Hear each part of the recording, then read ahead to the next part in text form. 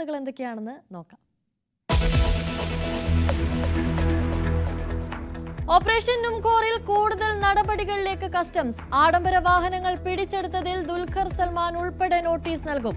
അമിത് ചക്കാലക്കലിനെ രാത്രി മുഴുവൻ ചോദ്യം ചെയ്തു.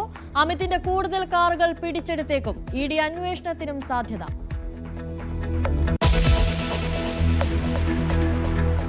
H-1B വിസ അഴിച്ചുപണിയാൻ US ഭരണകൂടം. നിലവിലെ ലോട്ടറി സമ്പ്രദായം നിർത്തലാക്കും. യോഗ്യതയും മികവും അടിസ്ഥാനമാക്കി വെയ്റ്റഡ് സെലക്ഷൻ കൊണ്ടുവരാൻ നീക്കം. കൂടുതൽ ശമ്പളമുള്ളവർക്ക് 4 തവണ വിസ, അല്ലാത്തവർക്ക് ഒറ്റ തവണ മാത്രം.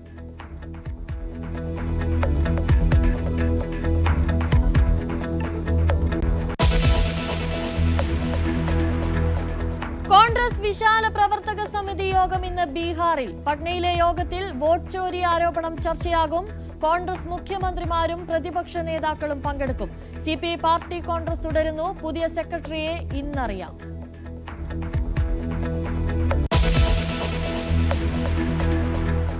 റഷ്യയെ വിമർശിച്ചും ഇസ്രയേലിനെ അനുകൂലിച്ചും UN പൊതുസഭയിൽ ഡൊണാൾഡ് ട്രംപ്. സമാധാനം ആഗ്രഹിക്കുന്നവർ ബന്ദികളെ മോചിപ്പിക്കാൻ ഒറ്റക്കെട്ടായി നിൽക്കണമെന്ന പരാമർശം. റഷ്യയോട് ചെറുത്തു നിൽക്കുന്ന സെലൻസ്കി ധീരനെന്നും ട്രംപ്.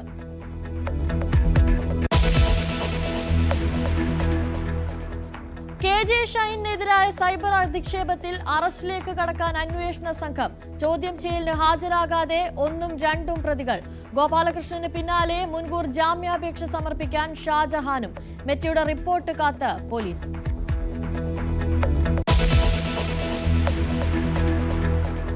കൊൽക്കത്തയിൽ ശക്തമായ മഴ തുടരുന്നു. റോഡുകളും കെട്ടിടങ്ങളും അടക്കം വെള്ളത്തിൽ മുങ്ങി. വെള്ളക്കെട്ടിൽ നിന്ന് വൈദ്യുതാഘാതമേറ്റ് മരിച്ചത് 9 പേർ. പൂജാവധി നേരത്തെയാക്കി സർക്കാർ.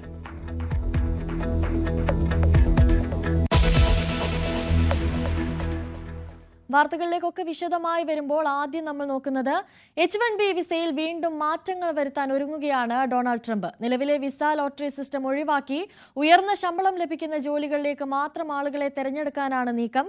ഉയർന്ന ശമ്പളം ലഭിക്കുന്ന ജോലികൾക്ക് 4 തവണ വരെ വിസ നൽകാനാകുന്ന രീതിയിലാകും മാറ്റം കൊണ്ടുവരിക.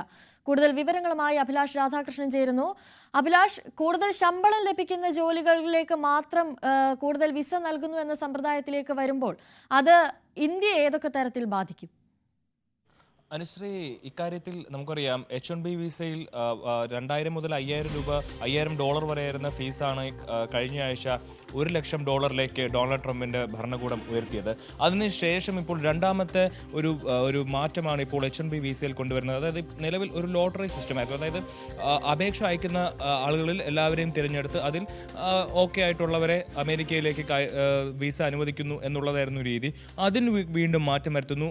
ആ മാറ്റം എങ്ങനെയെന്ന് വെച്ചാൽ ഏറ്റവും കൂടുതൽ സ്കിൽഡ് ആയിട്ടുള്ള, ഏറ്റവും കൂടുതൽ ശമ്പളം വാർഷികമായി അമേരിക്കയിൽ നിന്ന് വാങ്ങാൻ കഴിവുള്ളവരെ മാത്രം തിരഞ്ഞെടുത്ത് അവർക്ക് 4 തവണ വരെ വിസ നൽകുകയും അതേപോലെ താരതമ്യേന കുറഞ്ഞ ശമ്പളം വാങ്ങുന്നവർക്ക്, ആനുവലി കുറഞ്ഞ ശമ്പളം വാങ്ങുന്നവർക്ക് വർഷത്തിൽ ആകെ ഒരു വട്ടം മാത്രം വിസ കൊടുക്കുന്ന രീതിയിലേക്ക് മാറ്റം കൊണ്ടുവരാനാണ് ട്രംപ് ഭരണകൂടത്തിന്റെ നീക്കം.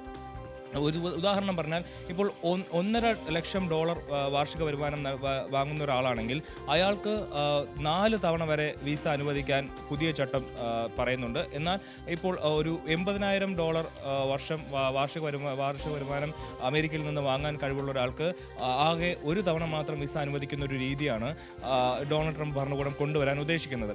ഇത് സത്യത്തിൽ അമേരിക്കക്കാരെ സംബന്ധിച്ച്, അവിടുത്തെ ജനങ്ങളെ സംബന്ധിച്ച് വലിയ ഉപകാരമുള്ള കാര്യമായിരിക്കും. കാരണം അവിടെ ഇവിടുന്ന് മറ്റു രാജ്യങ്ങളിൽ നിന്ന് കൂടുതൽ ആളുകൾ അമേരിക്കയിലേക്ക് എത്താത്ത സാഹചര്യത്തിൽ അവിടെയുള്ള തദ്ദേശീയർക്ക് സ്വന്തം ജോലി സാധ്യതകൾ കൂടുകയും അവിടുത്തെ തൊഴിലില്ലായ്മ വലിയ രീതിയിൽ പരിഹരിക്കപ്പെടുകയും ചെയ്യും. അവിടുത്തെ കമ്പനികളെ സംബന്ധിച്ച് അത് ഇവിടെ കൊടുക്കുന്ന, അതായത് മറ്റു രാജ്യങ്ങൾക്ക് കൊടുക്കുന്ന പോലെ ശമ്പളം കൊടുത്താൽ മതിയാവില്ല എന്നുള്ളത് അവിടുത്തെ വലിയ വലിയ കമ്പനികൾക്കൊരു ബാധ്യതയാണെങ്കിലും അമേരിക്കൻ ജനതയെ സംബന്ധിച്ചും ഡൊണാൾഡ് ട്രംപിനെ സംബന്ധിച്ചും അമേരിക്കക്കാർക്ക് കൂടുതൽ തൊഴിലവസരങ്ങൾ കിട്ടുന്ന ഒരു കാര്യത്തിലേക്ക് കാര്യങ്ങൾ നടക്കും. ഇത് അമേരിക്കയെ സംബന്ധിച്ച് വലിയ കാര്യം തന്നെയാണ്. പക്ഷേ ഇന്ത്യയെ സംബന്ധിച്ച് നമുക്കറിയാം H-1B വിസ മൊത്തത്തിൽ അനുവദിക്കുന്നതിൽ അതിൽ 70% ആളുകളും ഇന്ത്യക്കാരാണ് അമേരിക്കയിലേക്ക് പല ജോലികൾക്കായി പോകുന്നത്. ഇതിൽ വലിയ രീതിയിലുള്ള ഒരു ഫിൽട്രേഷൻ നടക്കുമ്പോൾ ഏറ്റവും ഉയർന്ന തുകയിൽ മാത്രം ശമ്പളം കിട്ടുന്നവരെ അമേരിക്കയിലേക്ക് മതി, അത്രയും ഹൈലി സ്കിൽഡ് ആയിട്ടുള്ള ആൾക്കാരെ മാത്രം അമേരിക്കയിലേക്ക് മതി എന്നൊരു തീരുമാനത്തിലേക്ക് സർക്കാർ എത്തുമ്പോൾ അത് ഇന്ത്യക്കാരായിരിക്കും കൂടുതൽ ബാധിക്കുക. കാരണം 70% ആളുകൾ അമേരിക്കയിലേക്ക് പോകുന്നത് അത് വളരെ വെട്ടിച്ചുരുക്കപ്പെടും. ബാക്കി ആളുകൾ ഇന്ത്യയിലോ അല്ലെങ്കിൽ മറ്റു രാജ്യങ്ങളിലോ ജോലി തേടേണ്ട ഒരു സാഹചര്യം വരും. മാത്രമല്ല, ഇപ്പോൾ നിലവിൽ ജോലി ചെയ്യുന്ന ചെറിയ തുകയിലൊക്കെ അവിടെ ജോലി ചെയ്യുന്ന ആൾക്കാർ വിസയുടെ കാലാവധി കഴിഞ്ഞ് തിരിച്ചെത്തുമ്പോൾ പിന്നെ അവർക്ക് അമേരിക്കയിലേക്ക് തിരികെ പോകാൻ പറ്റില്ല, അവർക്ക് വിസ നീട്ടിക്കൊടുക്കില്ല എന്നുള്ളൊരു പ്രധാനപ്പെട്ട കാര്യമാണ്. ഒരുപക്ഷെ $1 ലക്ഷം അടച്ചാൽ പോലും അവർക്ക് തിരികെ അമേരിക്കയിലേക്ക് കയറാൻ കഴിയില്ല. കാരണം അവരുടെ ശമ്പളം അവിടെ കണക്ക് കൂട്ടും, ശമ്പളത്തിൻ്റെ പരിധി കണക്ക് കൂട്ടും. അതിനുശേഷം മാത്രമേ അവരെ അനുവദിക്കണമോ വേണ്ടയോ എന്നുള്ള കാര്യം ട്രംപ് സർക്കാർ തീരുമാനിക്കൂ. ആ രീതിയിലാണ് ഇപ്പോൾ മാറ്റം വരാൻ പോകുന്നത്. ഇതിപ്പോൾ ഒരു കരട് ബില്ലാണ്. അത് പാർലമെന്റിൽ അവതരിപ്പിച്ച് ഡൊണാൾഡ് ട്രംപ് ഒപ്പിട്ടാൽ മാത്രമേ അത് ഒരു നിയമമായി മാറുള്ളൂ. എന്തായാലും ഇത് നിയമമായി മാറാനുള്ള സാധ്യത വളരെ കൂടുതലാണ്. എന്നാൽ പോലും അത് കോടതിയിൽ ഒരുപക്ഷെ ചാലഞ്ച് ചെയ്യപ്പെടാം. എന്തായാലും നിലവിൽ ഇന്ത്യക്കാരെ സംബന്ധിച്ച് വലിയ തലവേദനയാകുന്ന രീതിയിലുള്ള നടപടികളാണ് ഡൊണാൾഡ് ട്രംപ് അമേരിക്കയിൽ നടത്തി വരുന്നത്. അനുശ്രീ, അഭിലാഷ്, അതുപോലെ തന്നെ ഇന്ത്യയിലേക്ക് എത്തുന്ന ആളുകൾക്ക് തിരിച്ചു പോകാനുള്ള ബുദ്ധിമുട്ടുണ്ടാകുമെന്ന് പറയുമ്പോൾ ആ ഒരു പ്രതിസന്ധിയിൽ എന്തെങ്കിലും തരത്തിലുള്ള മാറ്റങ്ങൾ, ഒരു പരിഹാരം ഉണ്ടാകാൻ എന്തെങ്കിലും സാധ്യതയുണ്ടോ? അനുശ്രീ, ഇപ്പോൾ ഇത്തരം കാര്യങ്ങളിൽ എസ് ജയശങ്കർ ആയാലും പീയൂഷ് ഗോയലായാലും അമേരിക്കയുമായി വലിയ രീതിയിലുള്ള ചർച്ചകൾ നടന്നു വരികയാണ്. ഈ ചർച്ചകളിൽ എന്തെങ്കിലും ഫലമുണ്ടായാൽ ഒരു പക്ഷേ ഇപ്പോൾ ഇന്ത്യക്കാർക്കൊരു പരിഗണനയോ അല്ലെങ്കിൽ നിലവിൽ വീസ കിട്ടിയവർക്ക് തിരിച്ചു പോകാൻ അല്ലെങ്കിൽ അത് ഒന്നുകൂടെ അനുവദിക്കാൻ എന്തെങ്കിലും ഒരു രീതി അവർ ക്രിയേറ്റ് ചെയ്ത് തരുവാണെങ്കിൽ അത്തരത്തിൽ എന്തെങ്കിലും ഒരു നയതന്ത്രപരമായിട്ടുള്ള കാര്യങ്ങളിൽ മാത്രമേ നമുക്ക് ഇനി ഒരു പ്രതീക്ഷ അർപ്പിക്കേണ്ടതുള്ളൂ. കാരണം ഡൊണാൾഡ് ട്രംപ് എന്ന് പറയുന്നത് ദേശീയതയെ മുറുകെ പിടിക്കുന്ന ഒരു പ്രസിഡന്റാണ്. അവർക്ക് സ്വന്തം രാജ്യത്തെ ആളുകൾക്ക് കൂടുതൽ കാര്യങ്ങൾ ചെയ്തു കൊടുക്കുക എന്നുള്ളൊരു നിലപാട് മാത്രമാണ്. അതിനപ്പുറം മറ്റു രാജ്യങ്ങളുമായിട്ടുള്ള നയതന്ത്ര ബന്ധം, മറ്റു രാജ്യങ്ങളിലെ പൗരന്മാരെ പരിഗണിക്കുന്ന ഒരു നിലപാട് ഡൊണാൾഡ് ട്രംപിനില്ല. അതുകൊണ്ട് തന്നെ ഇതിൽ വലിയ രീതിയിൽ എന്തെങ്കിലും ഒരു ഇളവ് ഇന്ത്യക്കാർക്ക് മാത്രമായി പ്രതീക്ഷിക്കേണ്ടതുണ്ട് എന്ന് നമുക്ക് കരുതാൻ വയ്യ. പക്ഷേ ഇന്ത്യയും ഡൊണാൾഡ് ട്രംപും അതുപോലെ ഇന്ത്യൻ പ്രധാനമന്ത്രി നരേന്ദ്രമോദിയും തമ്മിലുള്ള വ്യക്തിപരമായ ബന്ധം വളരെ അടുത്തതാണ്. ആ ഒരു ബന്ധത്തിന്റെ പുറത്ത് എന്തെങ്കിലും രീതിയിൽ ഇന്ത്യക്കാർക്ക് ഒരു പ്രത്യേക കരുതൽ കൊടുക്കുമോ എന്നുള്ള കാര്യത്തിൽ നമുക്ക് കരുതാൻ വയ്യ. എന്തായാലും നയതന്ത്രപരമായിട്ടുള്ള ചർച്ചകൾ നടന്നുകൊണ്ടിരിക്കുകയാണ്. വാണിജ്യപരമായിട്ടുള്ള അതുപോലെ H-1B വിസയിലായാലും മറ്റ് താരിഫ് യുദ്ധത്തിലായാലും ഒരുപാട് കാര്യങ്ങളിൽ ഇന്ത്യയും അമേരിക്കയുമായിട്ടുള്ള ഇപ്പോൾ ഉള്ള ബന്ധത്തിലൊരു വിള്ളൽ ഉണ്ടായിരിക്കുന്നു. ആ വിള്ളൽ പരിഹരിക്കാൻ വേണ്ടിയിട്ടുള്ള ചർച്ചകൾ നടക്കുകയാണ്. ആ ചർച്ചകളിൽ എന്തായാലും H-1B വിസയുമായിട്ടുള്ള കാര്യങ്ങളും ഇടം പിടിക്കുമെന്നുള്ള കാര്യത്തിൽ തർക്കമില്ല. അപ്പോൾ ആ ഒരു സമയത്ത് ആ ഒരു ചർച്ചയിൽ എന്തെങ്കിലും രീതിയിൽ ഒരു ഇന്ത്യക്കാർക്ക് ഒരു ഇളവ് കിട്ടുമോ എന്ന് നമുക്ക് പ്രത്യാശിക്കാൻ കഴിയില്ല. എങ്കിലും നമുക്കങ്ങനെ ഒരുപക്ഷെ ഉണ്ടായേക്കാം. അത്രേ ഉള്ളൂ അനുശ്രീ. ശരി, H-1B വിസയിൽ വീണ്ടും മാറ്റങ്ങൾ വരുത്താൻ ഡൊണാൾഡ് ട്രംപ് ഒരുങ്ങുന്നുവെന്ന വിവരമാണ് പുറത്തു വരുന്നത്. നിലവിലെ ലോട്ടറി സിസ്റ്റം ഒഴിവാക്കി ഉയർന്ന ശമ്പളം ലഭിക്കുന്ന ജോലികളിലേക്ക് മാത്രം ആളുകളെ തെരഞ്ഞെടുക്കാനാണ് നീക്കം. കൂടുതൽ വിവരങ്ങൾ നൽകിയത് അഭിലാഷ് രാധാകൃഷ്ണനാണ്.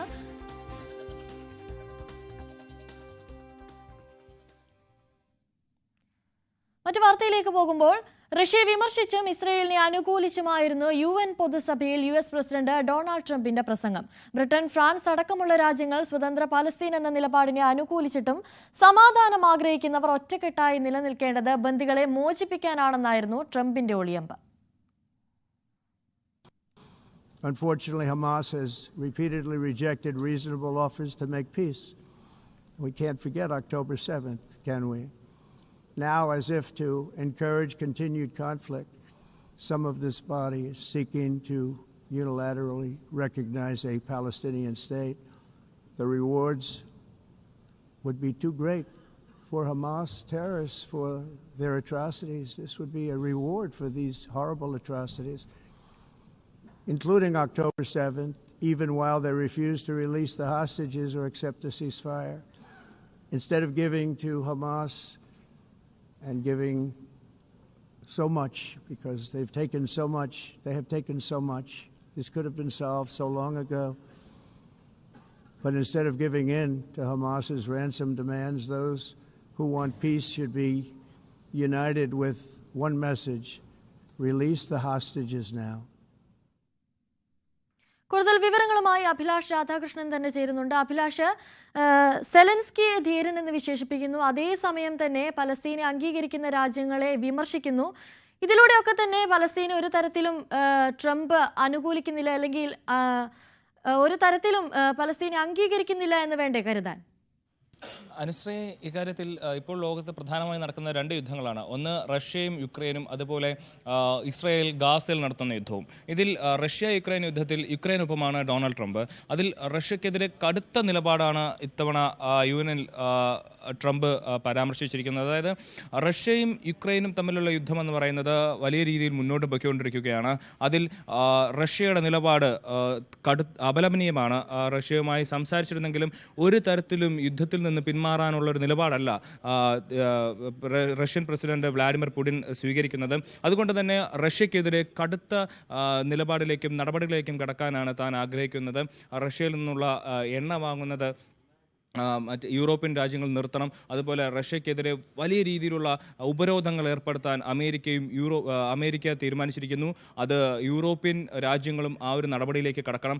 അതുപോലെ തന്നെ റഷ്യയുടെ ഏതെങ്കിലും പ്ലെയിനോ ഡ്രോണോ നാറ്റോ രാജ്യങ്ങൾക്ക് മുകളിലൂടെ പറന്നാൽ അതിന് ആ നിമിഷം തന്നെ വെടിവെച്ചിടാനാണ് ഡൊണാൾഡ് ട്രംപിൻ്റെ പ്രഖ്യാപനം. അതുപോലെ മറ്റ് ഒരു പ്രധാനപ്പെട്ട കാര്യം പറയുന്നത് യുക്രൈനും റഷ്യ യുദ്ധത്തിൽ കീവ്, അതായത് യുക്രൈൻ്റെ തലസ്ഥാനമായ കീവ് നേരത്തെ, അതായത് യുദ്ധത്തിന് മുമ്പ് ഏത് തലത്തിലായിരുന്നു ആ തലത്തിലേക്ക് തിരികെ എത്തും. അതായത് റഷ്യ പിടിച്ചെടുത്ത യുക്രൈൻ്റെ ഭാഗങ്ങളെല്ലാം യുക്രൈൻ തിരിച്ചു പിടിക്കും. അത് യൂറോപ്യൻ രാജ്യങ്ങളുടെയും നാറ്റോയുടെയും സഹായത്തോടെയായിരിക്കും അത് നടക്കുക എന്നുള്ളൊരു വലിയ പ്രഖ്യാപനം കൂടി ഡൊണാൾഡ് ട്രംപ് നടത്തിയിട്ടുണ്ട്. അതായത് റഷ്യയെ യുദ്ധം ചെയ്താണെങ്കിൽ അങ്ങനെ തന്നെ തോൽപ്പിക്കും എന്നുള്ളൊരു പരോക്ഷമായ ഒരു പ്രസ്താവനയാണ് ഡൊണാൾഡ് ട്രംപ് നടത്തിയിരിക്കുന്നത്. അതായത് ഈ യുദ്ധം ഒഴിവാക്കാനായിട്ട് ട്രംപ് പുടിനെ നേരിട്ട് ചർച്ചയ്ക്ക് വിളിക്കുകയും ഇരുവരും ചേർന്ന് ചർച്ച നടത്തുകയും എന്നാൽ ആ ചർച്ച ഒരിടത്തും എത്താതെ പോവുകയുമായിരുന്നു. റഷ്യൻ പ്രസിഡന്റ് വ്ളാഡിമിർ പുടിൻ തൻ്റെ നിലപാടിൽ ഉറച്ചു നിന്നു. ഒരു തരത്തിലും ഒരു വിട്ടുവീഴ്ചയും ഉണ്ടാകില്ലെന്നുള്ള നിലപാട് ഡൊണാൾഡ് ട്രംപിൻ്റെ മുഖത്ത് നോക്കി പറഞ്ഞുവെന്ന് വേണം നമുക്ക് മനസ്സിലാക്കാൻ. അതിനുശേഷമാണ് ഇത്തരത്തിൽ റഷ്യൻ പ്രസിഡന്റ് വ്ളാഡിമിർ പുടിനെതിരെ വലിയ രീതിയിലുള്ള ഒരു വിമർശനത്തിന്, ആരോപണത്തിനൊക്കെ ഡൊണാൾഡ് ട്രംപ് മുതിർന്നിരിക്കുന്നത്. ട്രംപ് പറഞ്ഞ മറ്റൊരു കാര്യം പ്രധാനപ്പെട്ടത് റഷ്യ ഒരു വലിയ സാമ്പത്തിക ദുരന്തത്തിലേക്ക് പോയിക്കൊണ്ടിരിക്കുകയാണ്. വലിയ രീതിയിലുള്ള ഉപരോധങ്ങൾ റഷ്യയെ കാത്തിരിക്കുന്നുണ്ട്. റഷ്യ എത്രയും പെട്ടെന്ന് യുദ്ധത്തിൽ നിന്ന് പിന്മാറിയില്ലെങ്കിൽ വലിയ നഷ്ടങ്ങളായിരിക്കും റഷ്യയ്ക്ക് ഉണ്ടാകാൻ പോകുന്നത് എന്നുള്ളൊരു പ്രസ്താവനയാണ് ഡൊണാൾഡ് ട്രംപ് നൽകിയിരിക്കുന്നത്. അതുപോലെ തന്നെ ഒരു സമയത്ത് ഈ സെലൻസ്കിയും യുക്രൈൻ പ്രസിഡന്റ് സെലൻസ്കിയും ഡൊണാൾഡ് ട്രംപുമായിട്ട് ഒരു വാക്കേറ്റം വരെ ഉണ്ടായത് നമ്മൾ നേരിട്ട് കണ്ടതാണ്. ഒരു ലൈവിൽ തന്നെ നമ്മൾ കണ്ടിരുന്നു. അതിനുശേഷം വ്ളാഡിമിർ സെലൻസ്കി ട്രംപിനോട് മാപ്പ് പറയുകയൊക്കെ ചെയ്തിരുന്നു. ആ സമയത്ത് ഒരുപക്ഷെ ട്രംപ് ഒരു നിഷ്പക്ഷനായ നിലപാടാണ് എടുത്തിരുന്നെങ്കിൽ ഇപ്പോൾ സെലൻസ്കിക്ക് അനുകൂലമായിട്ടുള്ള ഒരു പ്രോ യുക്രൈനിയൻ നിലപാടാണ് ഡൊണാൾഡ് ട്രംപ് എടുത്തിരിക്കുന്നത് ഈ ഒരു വിഷയത്തിൽ. അതുകൊണ്ട് തന്നെ റഷ്യയെ സംബന്ധിച്ച് റഷ്യക്കെതിരെ വലിയ ഉപരോധങ്ങൾ അമേരിക്ക നടത്തുമെന്ന് മാത്രമല്ല മറ്റ് രാജ്യങ്ങളെ കൊണ്ടും, മറ്റ് യൂറോപ്യൻ രാജ്യങ്ങളെ കൊണ്ടും നാറ്റോ സഖ്യരാജ്യങ്ങളെ കൊണ്ടും റഷ്യക്കെതിരെ വലിയ ഒരു നീക്കത്തിലേക്കാണ് ഡൊണാൾഡ് ട്രംപ് പൊയ്ക്കൊണ്ടിരിക്കുന്നത്. മറുവശത്ത് പാലസ്തീൻ്റെയും ഇസ്രായേലിൻ്റെയും കാര്യമെടുത്താൽ ഇപ്പോൾ ഈ കഴിഞ്ഞ ദിവസങ്ങളിൽ ബ്രിട്ടനും ഫ്രാൻസും, അതായത് അമേരിക്കയുമായി ചേർന്ന് നിൽക്കുന്ന രാജ്യങ്ങളാണ് ബ്രിട്ടൻ, ഫ്രാൻസ്, ഓസ്ട്രേലിയ തുടങ്ങിയ രാജ്യങ്ങൾ. ഇവരെല്ലാം പലസ്തീനെ ഒരു സ്വതന്ത്ര രാജ്യമായി അംഗീകരിച്ച് രംഗത്തെത്തിയിരുന്നു. ഇത് ഇസ്രായേലിനെ സംബന്ധിച്ചും അമേരിക്കയെ സംബന്ധിച്ചും വലിയ തിരിച്ചടിയാണ്.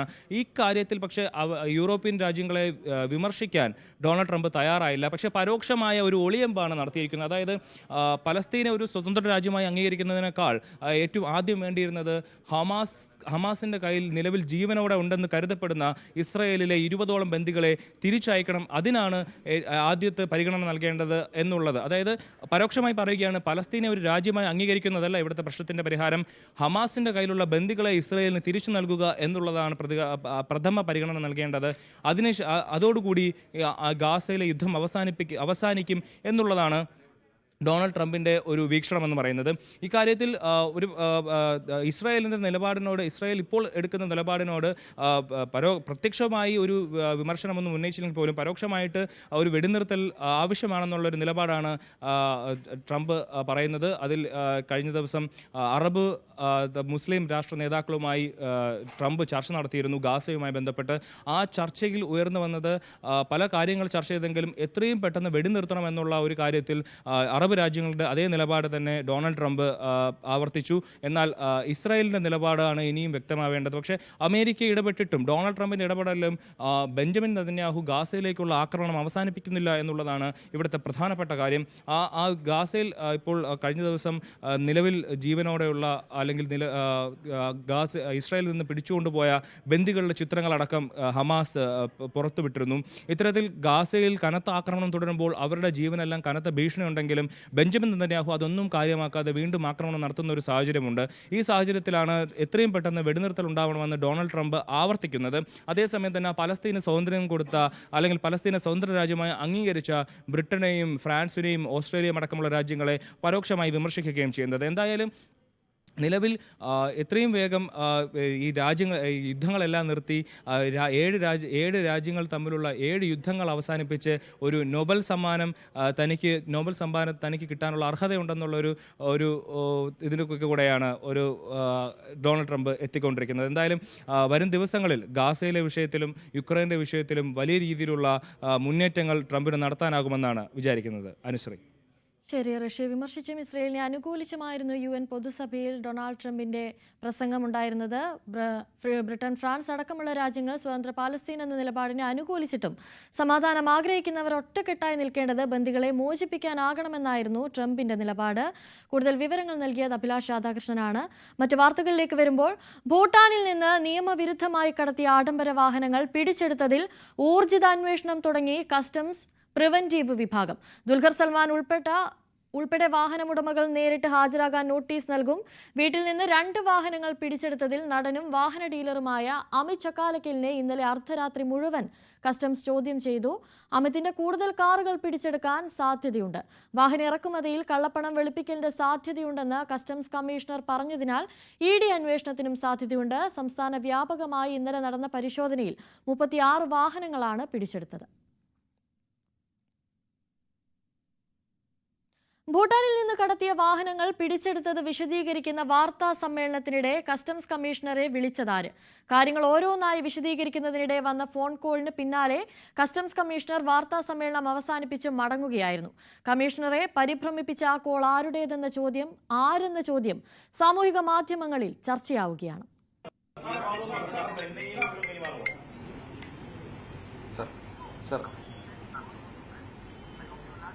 Sir, already going on, sir.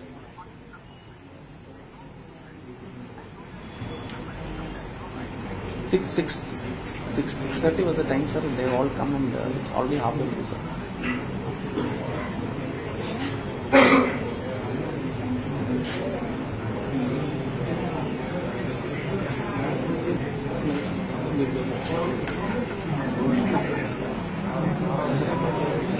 We have not given any sensitive information, sir. We have only said that investigation, all persons investigation going on, and we are looking into it.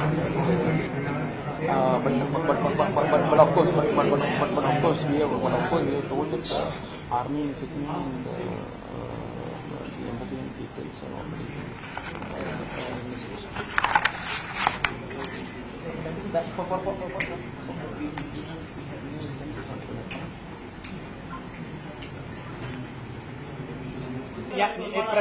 Press brief ഞാൻ മുന്നോട്ട് കൊണ്ടുപോകുന്നില്ല. ഇപ്പൊ investigation കഴിഞ്ഞിട്ട് അതിനെക്കുറിച്ച് കൂടുതലായിട്ട് സംസാരിക്കും. ഭൂട്ടാനിൽ നിന്ന് വാഹനം കൊണ്ടുവന്ന് വൻ നികുതി തട്ടിപ്പ് നടത്തുന്നതിന്റെ ഞെട്ടിക്കുന്ന വിവരങ്ങളാണ് ഇന്നലെ കസ്റ്റംസ് പുറത്തുവിട്ടത്.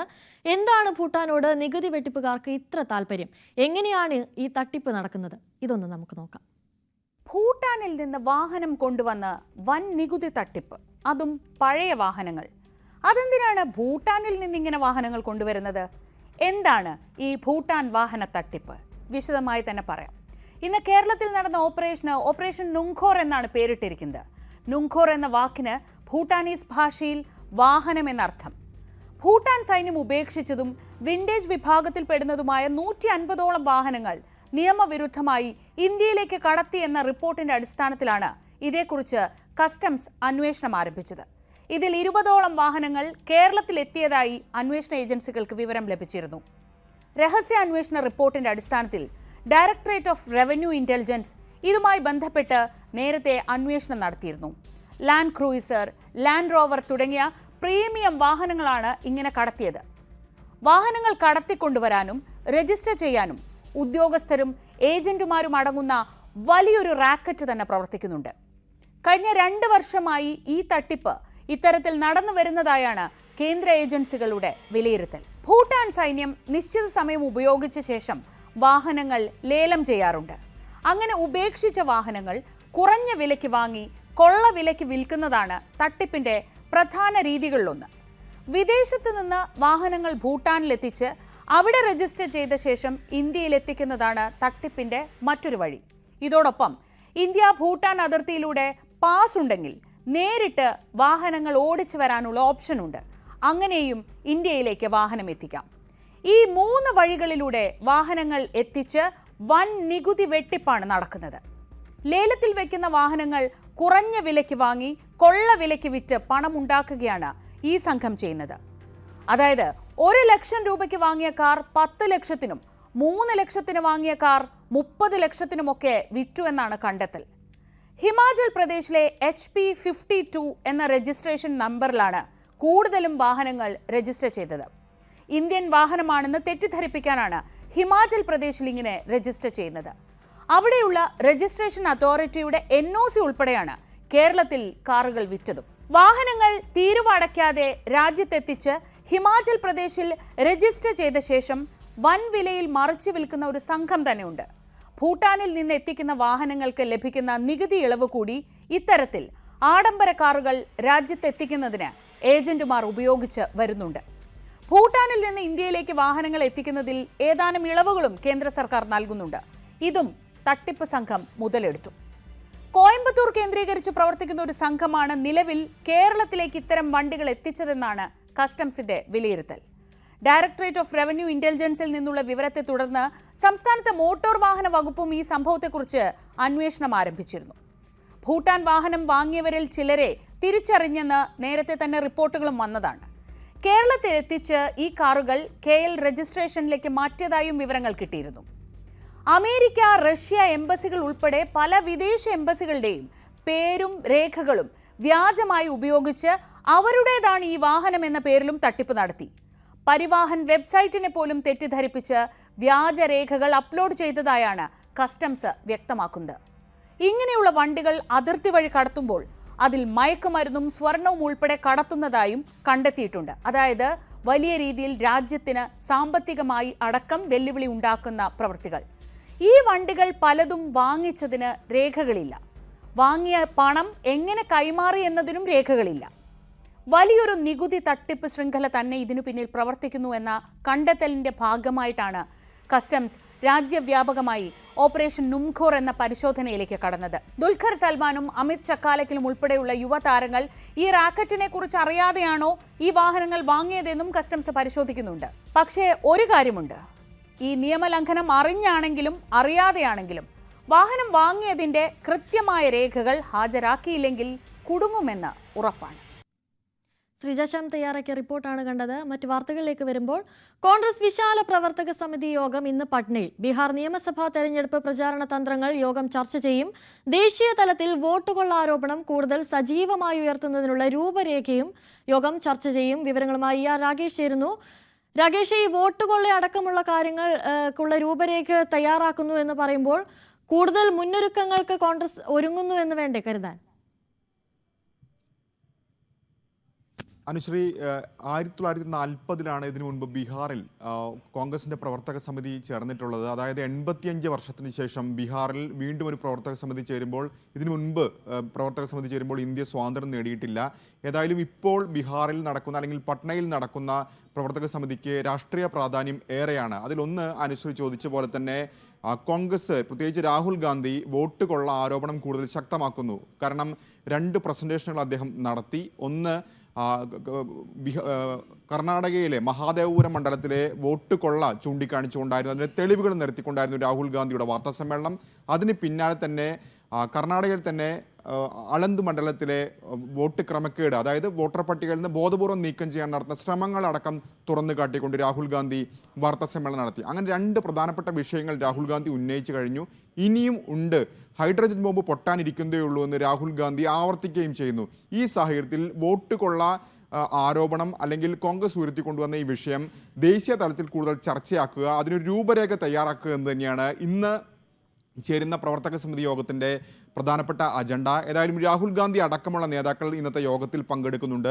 രാഹുൽ ഗാന്ധി എന്താണ് ഇനി ഈ വിഷയത്തിൽ ഇനി എങ്ങനെ മുന്നോട്ട് പോകുന്നു, എന്തൊക്കെ വിഷയങ്ങൾ ഉന്നയിക്കാൻ പോകുന്നു, എങ്ങനെയായിരിക്കണം ഇത് ഏറ്റെടുക്കേണ്ടത്, പ്രചാരണം നടത്തേണ്ടത് തുടങ്ങിയ കാര്യങ്ങളൊക്കെ തന്നെ നേതാക്കളെ വിശദീകരിക്കും. അതിനുശേഷമായിരിക്കും എങ്ങനെയായിരിക്കും രാജ്യവ്യാപക ക്യാമ്പയിൻ, പ്രതിഷേധം, ഈ വിഷയം ഏറ്റെടുക്കേണ്ടത് തുടങ്ങിയ കാര്യങ്ങളിൽ ഒരു രൂപരേഖ പ്രവർത്തക സമിതി യോഗം തയ്യാറാക്കും. ഏതായാലും തന്നെ രാഹുൽ ഗാന്ധി ഇതിനോടകം തന്നെ ബീഹാറിലും ഇത്തരത്തിൽ സമാനമായ രീതിയിൽ യാത്ര നടത്തിക്കൊണ്ട് വോട്ടധികാർ യാത്രയടക്കം നടത്തിയതാണ്. രണ്ടാമത്തെ കാര്യം ബീഹാർ നിയമസഭാ തെരഞ്ഞെടുപ്പാണ്.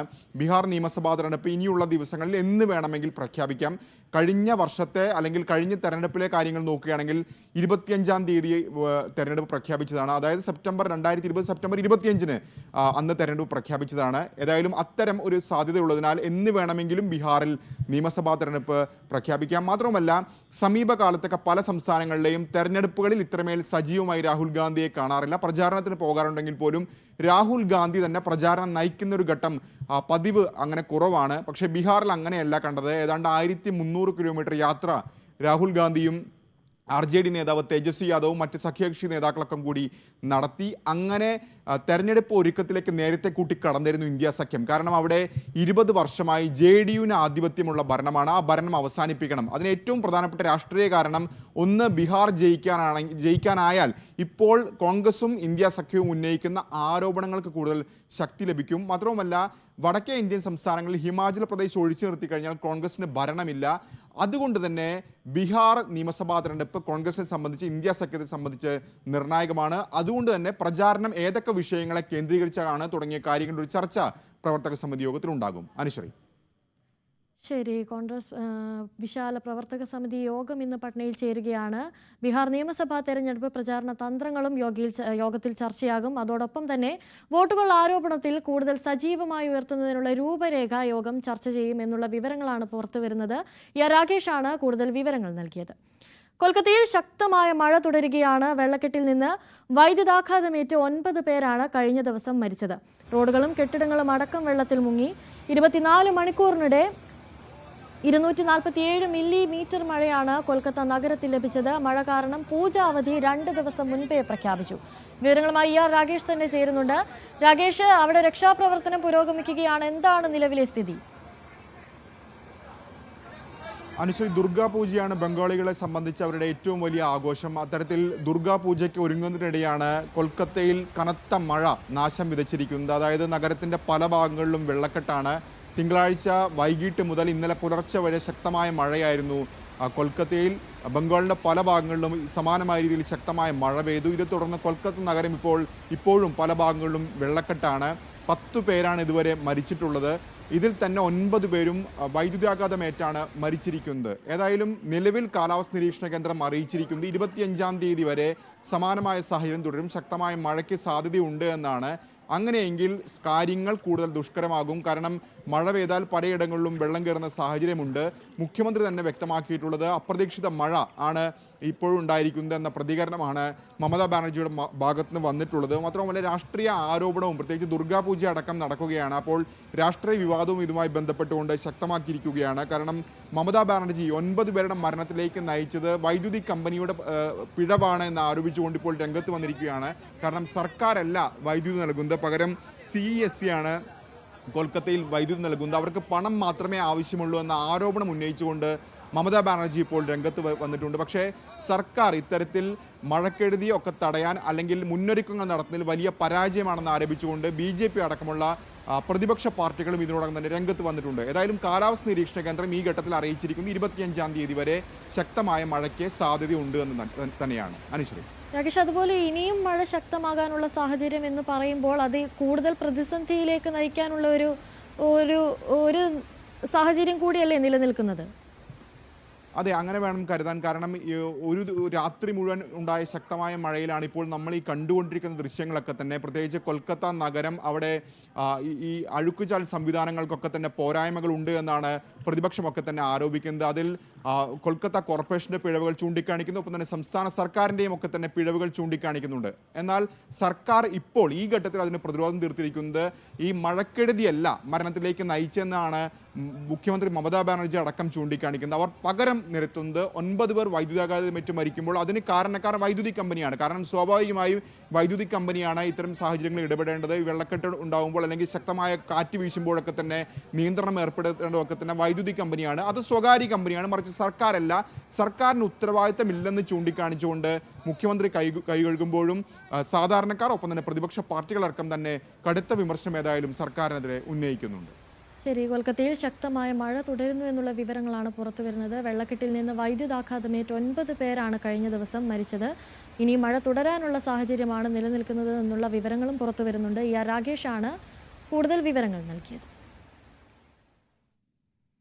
CPIയുടെ പുതിയ ജനറൽ സെക്രട്ടറി ആരെന്ന് ഇന്നറിയാം. പുതിയ ദേശീയ എക്സിക്യൂട്ടീവ് ദേശീയ കൗൺസിൽ അംഗങ്ങളെ ഇന്ന് തീരുമാനിക്കും. പ്രായപരിധി കർശനമായി നടപ്പാക്കണമെന്ന ചർച്ചയിൽ കേരള ഘടകം ഒറ്റക്കെട്ടായി ആവശ്യപ്പെട്ടു. തമിഴ്നാട്, ആന്ധ്രാപ്രദേശ് ഘടകങ്ങൾക്കും ഈ നിലപാടിനോട് യോജിപ്പാണ്. ഡി രാജയ്ക്ക് ഇളവ് നൽകുമോ എന്നതിൽ മറ്റ് സംസ്ഥാന ഘടകങ്ങൾ സ്വീകരിക്കുന്ന നിലപാട് നിർണായകമാണ്. സംസ്ഥാന കോൺഗ്രസിലെ പവർ ഗ്രൂപ്പിലുണ്ടായ വിള്ളൽ സ്വരച്ചേർച്ചയില്ലായ്മയുടെ വലിയ തലത്തിലേക്ക് മാറുകയാണ്. രാഹുൽ മാങ്കൂട്ടത്തിലിനോടുള്ള നിലപാടിൽ തെല്ലും മാറ്റമില്ലാതെ തുടരുകയാണ് പ്രതിപക്ഷ നേതാവ് VD സതീശൻ. മാങ്കൂട്ടത്തിലിനെ പാലക്കാട് എത്തിക്കാനുള്ള ഷാഫി പറമ്പിൽ പക്ഷത്തിന്റെ ശ്രമം തുടരുന്നതിനിടെ രാഹുലിന് പാർട്ടിയുമായി ബന്ധമില്ലെന്ന് സതീശൻ ആവർത്തിക്കുമ്പോൾ കോൺഗ്രസിന്റെ സമീപകാല വിജയ ഫോർമുലക്കേറ്റ മുറിവിന്റെ ആഴം കൂടുകയാണ്. പാലക്കാട്ടും സതീശൻ അസന്നിഗ്ധമായി പ്രഖ്യാപിച്ചു. രാഹുൽ മാങ്കൂട്ടത്തിലിന് പാർട്ടിയുമായി ഒരു ബന്ധവുമില്ല. ഗർഭചിത്രം ഉൾപ്പെടെയുള്ള വിവാദത്തിന് ശേഷം ആദ്യമായി പാലക്കാടെത്തിയ സതീശൻ UDF നയ വിശദീകരണ കൺവെൻഷനിലാണ് രാഹുലിനെതിരായ നടപടിയെക്കുറിച്ച് വിശദീകരിച്ചത്. പാലക്കാടുമായി ബന്ധപ്പെട്ട വിഷയം കോൺഗ്രസ് ചർച്ച നടത്തി. MLAയെ പാർട്ടിയിൽ നിന്ന് പുറത്താക്കിയിട്ടുണ്ട്. ഇതൊരാൾ മാത്രം എടുത്ത തീരുമാനമല്ല, നടപടിയെക്കുറിച്ച് ഘടകകക്ഷികളെ അറിയിച്ചിട്ടുണ്ടെന്നും സതീശൻ വ്യക്തമാക്കി. നമ്മുടെ മുമ്പിൽ വന്ന കാര്യങ്ങളുടെ ബോധ്യങ്ങളുടെ അടിസ്ഥാനത്തിലാണ് നമ്മൾ അങ്ങനെ ഒരു തീരുമാനമെടുത്ത് പാർട്ടി അറിയിച്ചത്. അതിന് ഉചിതമായ തീരുമാനം ഉചിതമായ സമയത്ത് പാർട്ടി തീരുമാനിക്കും. ഏത് പാർട്ടിയിലും അത്തരം കാര്യങ്ങൾ ഉണ്ടായാൽ ആ പാർട്ടിയാണ് ആ തീരുമാനം എടുക്കേണ്ടത്. അത് ഘടകകക്ഷി നേതാക്കളെയും നമ്മൾ അറിയിച്ചിട്ടുണ്ട്. ആ നിയമസഭയിൽ സ്പീക്കറെയും ആ കാര്യം അറിയിച്ചിട്ടുണ്ട്. അതൊരു സംഘടനാപരമായ ഒരു തീരുമാനമായിട്ടാണ് നിങ്ങൾ കാണേണ്ടത്. ഇനി ഞാൻ വിനയപൂർവ്വം അഭ്യർത്ഥിക്കുന്നു. രാഹുൽ മാങ്കൂട്ടത്തിലിനെ പാലക്കാട് എത്തിക്കാൻ ഷാഫി പറമ്പിൽ പക്ഷം ശ്രമം തുടരുന്നതിനിടെയാണ് സതീശന്റെ കടുത്ത നിലപാട്. UDF ജില്ലാ ചെയർമാൻ രാഹുൽ ഉടൻ പാലക്കാട് എത്തുമെന്നും മണ്ഡലത്തിന് നാഥനില്ലാത്ത അവസ്ഥ മാറുമെന്നും പറഞ്ഞിരുന്നു. MLA ഇല്ലാത്തൊരവസ്ഥ, ജനങ്ങൾ തെരഞ്ഞെടുക്കപ്പെട്ട MLA ഉപകാരത്തിന് കിട്ടാത്തൊരവസ്ഥ ഉണ്ടാവില്ല. വരും അതിലെന്താ സംശയം? ഈ പ്രസ്താവന പ്രതിപക്ഷ നേതാവ് തിരുത്തുമ്പോൾ നിശബ്ദമെങ്കിലും ഉരസൽ വ്യക്തം. പ്രതിപക്ഷ നേതാവ് ഉൾപ്പെടെ രാഹുലിനെ കൈവിട്ടതിനെതിരെ ഷാഫി പറമ്പിൽ പക്ഷത്തു നിന്നുള്ള കൗൺസിലർ പരസ്യമായി രംഗത്ത് വന്നിരുന്നു. മാത്രമല്ല, ഏതാനും നേതാക്കൾ രാഹുലിനെ അടൂരിലെ വീട്ടിലെത്തി സന്ദർശിക്കുകയും ചെയ്തിരുന്നു. ന്യൂസ് 18 പാലക്കാട്. BJP നേതാവും തിരുമല കൗൺസിലറുമായിരുന്ന K. അനിൽകുമാറിന്റെ ആത്മഹത്യയുമായി ബന്ധപ്പെട്ട കേസ് ഡയറി ഇന്ന് പ്രത്യേക അന്വേഷണ സംഘത്തിന് കൈമാറും. പൂജപ്പുര പോലീസാണ് case diary cantonment assistant commissioner Stuart കീലറിന് കൈമാറുക. വെള്ളിയാഴ്ച അനിലിന്റെ ബന്ധുക്കളുടെ മൊഴിയെടുക്കാനാണ് അന്വേഷണ സംഘത്തിന്റെ തീരുമാനം. ACPയുടെ പ്രാഥമിക റിപ്പോർട്ടിന് ശേഷം അന്വേഷണം സംസ്ഥാന ക്രൈംബ്രാഞ്ചിന് കൈമാറുമെന്നാണ് സൂചന. അതേസമയം അനിലിന്റെ മരണവുമായി ബന്ധപ്പെട്ട് BJPയിൽ അമർഷം ശക്തമാവുകയാണ്. പ്രതിസന്ധി ഘട്ടത്തിൽ അനിലിനെ നേതാക്കൾ സംരക്ഷിച്ചില്ലെന്നാണ് ആക്ഷേപം. CPM വനിതാ നേതാവ് KJ ഷൈനെതിരായ സൈബർ അധിക്ഷേപത്തിൽ പ്രതികൾ ചോദ്യം ചെയ്യലിനോട് സഹകരിക്കുന്നില്ലെങ്കിൽ അറസ്റ്റ് ഉൾപ്പെടെയുള്ള നടപടികളിലേക്ക് കടക്കാൻ അന്വേഷണ സംഘം. ഇന്നലെ ചോദ്യം ചെയ്യലിന് ഹാജരാകാൻ 1ഉം 2ഉം പ്രതികളായ CK ഗോപാലകൃഷ്ണനും KM ഷാജഹാനും എത്തിയിരുന്നില്ല. ഗോപാലകൃഷ്ണൻ മുൻകൂർ ജാമ്യാപേക്ഷ നൽകിയിട്ടുണ്ട്. ഷാജഹാനും ഉടൻ മുൻകൂർ ജാമ്യാപേക്ഷ സമർപ്പിക്കാനാണ് നീക്കം. 3ആം പ്രതിയായ യാസർ എടപ്പാളിനോടും ഹാജരാകാൻ അന്വേഷണ സംഘം നിർദ്ദേശിച്ചിട്ടുണ്ട്. ഇയാൾ വിദേശത്താണ്. ഹാജരായില്ലെങ്കിൽ ലുക്കൌട്ട് നോട്ടീസ് ഇറക്കിയേക്കും. മെറ്റിയുടെ റിപ്പോർട്ടും ഉടൻ ലഭിച്ചേക്കും. ഇതുകൂടി പരിഗണിച്ചാകും തുടർ നടപടി. നവരാത്രി ആഘോഷ നിറവിൽ കൊല്ലൂർ മൂകാംബിക ക്ഷേത്രം. മഹാനവമി ദിനമായ ഒക്ടോബർ 1 ഉച്ചയ്ക്ക് 1 മണിക്ക് ഭക്തലക്ഷങ്ങൾ സംബന്ധിക്കുന്ന ദേവിയുടെ പുഷ്പരഥോത്സവം നടക്കും. വിജയദശമി ദിനത്തിൽ പുലർച്ചെ 3 മണിക്ക് നട തുറന്ന് വിദ്യാരംഭം ചടങ്ങുകൾക്ക് തുടക്കമാകും.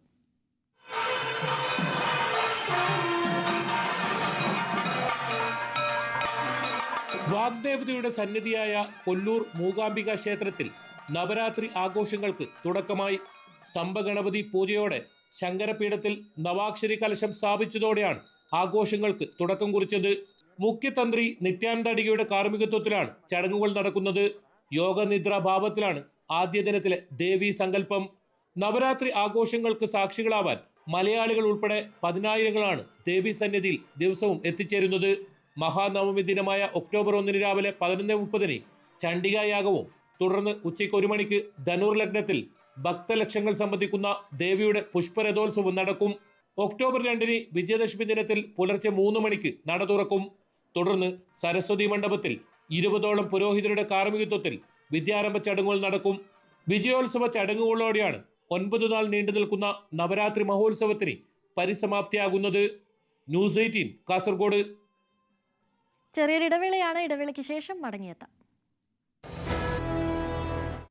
തിരികെ വാർത്തകളിലേക്ക് വരുമ്പോൾ, ടൂറിസം കേന്ദ്രമായ വർക്കലയിലെ പാപനാശം കുന്നുകൾക്ക് സംരക്ഷണമില്ല.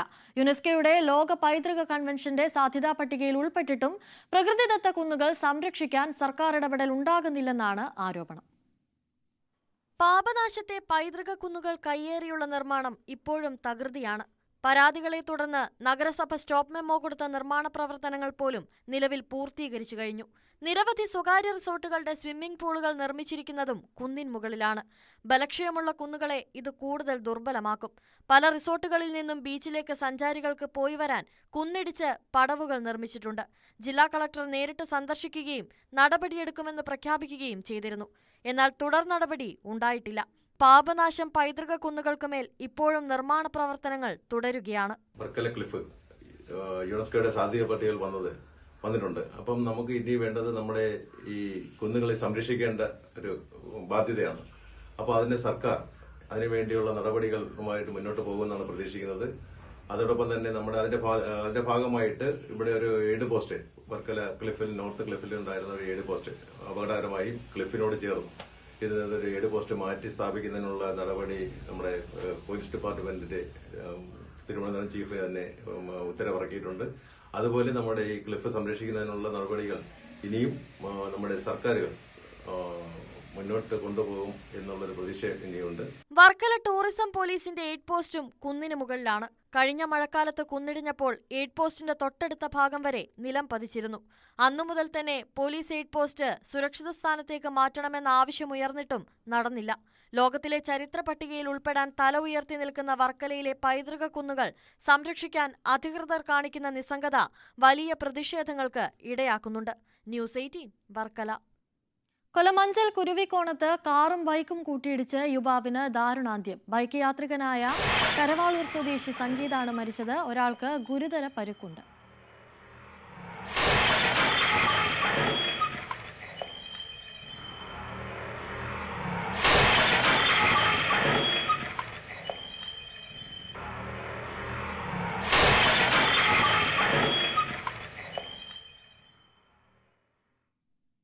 മറ്റൊരു അപകടത്തിന്റെ വാർത്തയിലേക്ക് തന്നെയാണ് നമ്മൾ വീണ്ടും പോകുന്നത്. തിരുവനന്തപുരം മണ്ണന്തല മരുതൂരിൽ KSRTC ബസും ലോറിയും കൂട്ടിയിടിച്ചു. നിരവധി പേർക്ക് പരിക്കേറ്റു. തിരുവനന്തപുരത്ത് നിന്നും പുറപ്പെട്ട KSRTC ബസ് എതിരെ വന്ന ലോറിയിൽ ഇടിക്കുകയായിരുന്നു. പരിക്കേറ്റവരെ തിരുവനന്തപുരം മെഡിക്കൽ കോളേജ് ആശുപത്രിയിലേക്ക് മാറ്റി.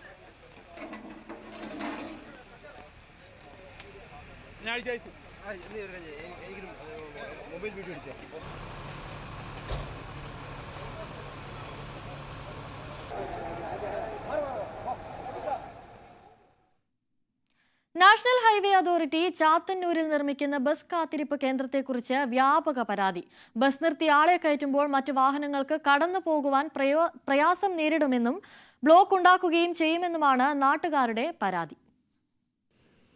ചാത്തന്നൂരിൽ കൊല്ലത്തുനിന്ന് തിരുവനന്തപുരം ഭാഗത്തേക്ക് പോകുന്ന സർവീസ് റോഡിൽ ദീർഘവീക്ഷണമില്ലാതെ ബസ് കാത്തിരിപ്പ് കേന്ദ്രം നിർമ്മിക്കുന്നതെന്നാണ് പരാതി. കഴിഞ്ഞ ദിവസം രാത്രിയായിരുന്നു ബസ് കാത്തിരിപ്പ് കേന്ദ്രത്തിന്റെ നിർമ്മാണത്തിനായി തൂണുകൾ സ്ഥാപിച്ചത്. അശാസ്ത്രീയമായ നിർമ്മാണം നിർത്തിവെക്കണമെന്നാണ് നാട്ടുകാരുടെ ആവശ്യം. യാതൊരു ശാസ്ത്രീയമായ പഠനങ്ങളും നടത്താതെയാണ് ഇത് ഇപ്പൊ നടത്തിക്കൊണ്ടിരിക്കുന്നത്. എങ്ങനെയെങ്കിലും ആർക്കാനും വേണ്ടി ഓർക്കാനിക്കുന്ന ഒരു പരിപാടി, എങ്ങനെയെങ്കിലും ഒരു ബസ്സിരിപ്പ് കാത്തിരിപ്പ് കേന്ദ്രം ഉണ്ടാക്കുക, ജനങ്ങളുടെ കണ്ണിൽ പൊടിയിടുക എന്നുള്ള ഒരൊറ്റ ലക്ഷ്യത്തോടെ മാത്രമാണ് ഈ ശിവാലയ കൺസ്ട്രക്ഷൻ പണി നടത്തുന്നത്. അപകട സാധ്യത ഉയർന്ന റോഡിൽ ഇത്തരം അശാസ്ത്രീയ നിർമ്മാണം കൂടുതൽ അപകടങ്ങൾക്ക് കാരണമാകുമെന്ന് നാട്ടുകാർ പറയുന്നു. പ്രവർത്തനം നിർത്തിവെച്ച് പകരം സുരക്ഷിതമായ സ്ഥലത്ത് കാത്തിരിപ്പ് കേന്ദ്രം ഒരുക്കണമെന്നാണ് ആവശ്യം. ന്യൂസ് 18 കൊല്ലം. അഫ്ഗാനിസ്ഥാനിലെ ബഗ്രാം വ്യോമതാവളം തിരികെ കൈപ്പിടിയിലാക്കാനാണ് US പ്രസിഡന്റ് ഡൊണാൾഡ് ട്രംപിന്റെ നീക്കം. ബഗ്രാം തിരികെ പിടിക്കുന്നതിലൂടെ അഫ്ഗാനിൽ താവളമടിച്ച് ചൈനയെയാണ് ട്രംപ് ലക്ഷ്യമിടുന്നത് എന്നത് വ്യക്തമാണ്. താലിബാൻ ഭരണകൂടത്തിന് ഈ നീക്കത്തോട് കടുത്ത എതിർപ്പാണ്. ഒരു തരത്തിലും US പിടിയിലേക്ക് ബഗ്രാം വിട്ടുകൊടുക്കില്ലെന്ന് തന്നെയാണ് അവരുടെ നിലപാട്. ട്രംപിന്റേത് താലിബാനുമായുള്ള യുദ്ധവിളിയാണോ, അതോ ചൈനയെ വെറുതെ പേടിപ്പിക്കാനോ അറിയിക്കാനോ അല്ലെങ്കിൽ വെല്ലുവിളിക്കാനോ ഉള്ള നീക്കമാണോ? എന്തുതന്നെയായാലും അഫ്ഗാനിസ്ഥാനിലെ ബഗ്രാം വ്യോമതാവളം തിരിച്ചു പിടിക്കാനുള്ള ട്രംപിന്റെ നീക്കത്തെ താലിബാൻ ശക്തമായി എതിർക്കുകയാണ്. ട്രംപിന്റെ യഥാർത്ഥ ലക്ഷ്യം അഫ്ഗാനോ അതോ ചൈനയോ എന്ന വ്യക്തമായ ഉത്തരം മാത്രം ഇനി അറിഞ്ഞാൽ മതി. 2021 അഫ്ഗാനിൽ നിന്നുള്ള അമേരിക്കയുടെ പിൻവാങ്ങലോടെ ഉപേക്ഷിക്കപ്പെട്ട വിശാലമായ സൈനിക കേന്ദ്രമായ ബഗ്രാം ഈ വ്യോമതാവളത്തിന്റെ നിയന്ത്രണം പിടിച്ചെടുക്കാൻ ശ്രമിച്ചുകൊണ്ട് US പ്രസിഡന്റ് ഡൊണാൾഡ് ട്രംപ് അഫ്ഗാനിസ്ഥാനെക്കുറിച്ചുള്ള ചർച്ചയ്ക്ക് വീണ്ടും തിരികൊളുത്തി. 2021 അഫ്ഗാനിൽ നിന്ന് പിന്മാറും വരെ അമേരിക്കയുടെ പ്രധാന താവളമായിരുന്നു ബഗ്രാം എയർബേസ്. സോവിയറ്റ് അധിനിവേശ കാലത്ത്, അതായത് 1950കളിൽ സോവിയറ്റ് യൂണിയനാണ് ഈ ഒരു വ്യോമതാവളം നിർമ്മിച്ചത്. പിന്നീട് അമേരിക്കയാണ് വ്യോമതാവളമായി വികസിപ്പിച്ചെടുത്തത്. നിലവിൽ ബഗ്രാം വ്യോമതാവളം താലിബാൻ സർക്കാരിന്റെ നിയന്ത്രണത്തിലുമാണ്. വാഷിംഗ്ടണിലും ലണ്ടനിലും അടുത്തിടെ നടന്ന പരിപാടികളിൽ സംസാരിച്ച ട്രംപ് അഫ്ഗാനിസ്ഥാനിൽ സാന്നിധ്യം പുനഃസ്ഥാപിക്കുന്നതിനെക്കുറിച്ച് US ഇപ്പോൾ അഫ്ഗാനിസ്ഥാനുമായി സംസാരിക്കുന്നു എന്ന് പറഞ്ഞു. എന്നാൽ അത്തരം സംഭാഷണങ്ങളുടെ വിശദാംശങ്ങൾ ട്രംപ് നൽകിയിട്ടില്ല. US സൈന്യം തിരിച്ചു വരുമോ എന്ന് സ്ഥിരീകരിക്കാൻ പ്രസിഡന്റ് തയ്യാറായിട്ടുമില്ല. എന്നാൽ അഫ്ഗാനിസ്ഥാന് കർശനമായ മുന്നറിയിപ്പ് നൽകിയിട്ടുണ്ട്. ബഗ്രാം വ്യോമതാവളം അത് നിർമ്മിച്ചവർക്ക്, അതായത് അമേരിക്കയ്ക്ക് തിരികെ നൽകിയില്ല എങ്കിൽ മോശം കാര്യങ്ങൾ സംഭവിക്കാൻ പോകുന്നു എന്നാണ് US പ്രസിഡന്റ് ഡൊണാൾഡ് ട്രംപ് തന്റെ ട്രൂത്ത് സോഷ്യലിൽ പോസ്റ്റ് ഇട്ടത്. തനി ഭീഷണിയുടെ സ്വരമായിരുന്നു അത്. വൈറ്റ് ഹൌസ് എല്ലാ ഓപ്ഷനുകളും മേശപ്പുറത്ത് വയ്ക്കുകയാണെന്നും സ്ഥലം ബലമായി തിരിച്ചു പിടിക്കാൻ ഒരു സൈനിക വിന്യാസത്തിന്റെ സാധ്യത തള്ളിക്കളയില്ല എന്നും ട്രംപ് സൂചന നൽകിയിട്ടുണ്ട്. അതേസമയം ട്രംപിന്റെ വാദങ്ങൾ താലിബാൻ സർക്കാർ കണ്ണും പൂട്ടി തള്ളിയിട്ടുണ്ട്. അഫ്ഗാനിസ്ഥാന്റെ സ്വാതന്ത്ര്യവും പ്രാദേശിക സമഗ്രതയും ചർച്ച ചെയ്യാൻ കഴിയാത്ത ഒന്നാണെന്നും 2020 ദോഹ കരാർ പ്രകാരം അഫ്ഗാനിസ്ഥാന്റെ പരമാധികാരത്തിനെതിരെ ബലപ്രയോഗം നടത്തുകയോ ഭീഷണിപ്പെടുത്തുകയോ ചെയ്യില്ലെന്ന് അമേരിക്ക പ്രതിജ്ഞ എടുത്തിരുന്നുവെന്ന് ട്രംപിനെ ഓർമ്മിപ്പിച്ചുകൊണ്ട് യാഥാർത്ഥ്യ ബോധത്തിന്റെയും യുക്തിബോധത്തിന്റെയും നയം സ്വീകരിക്കാൻ താലിബാൻ വക്താവ് സബിഹുള്ള മുജാഹിദ് ഒരു പ്രസ്താവനയിൽ US-നോട് ആവശ്യപ്പെട്ടു.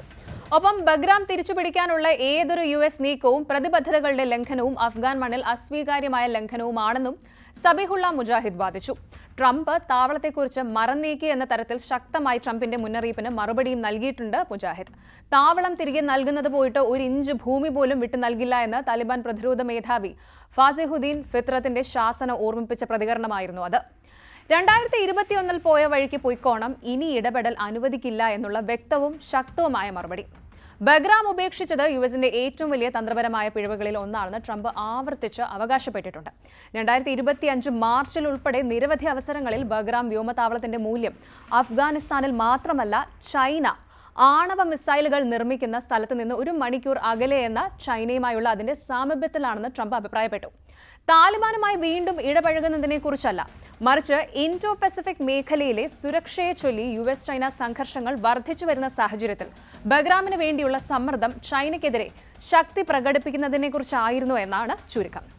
ബഗ്രാമിനെ US നിയന്ത്രണത്തിലേക്ക് തിരികെ കൊണ്ടുവരുമെന്ന ഏതൊരു ആശയത്തെയും താലിബാൻ തള്ളിയിട്ടുണ്ടെങ്കിലും നയതന്ത്രപരമായി ഇടപെടാനുള്ള പ്രായോഗിക സന്നദ്ധതയെക്കുറിച്ച് സൂചന നൽകുന്നു.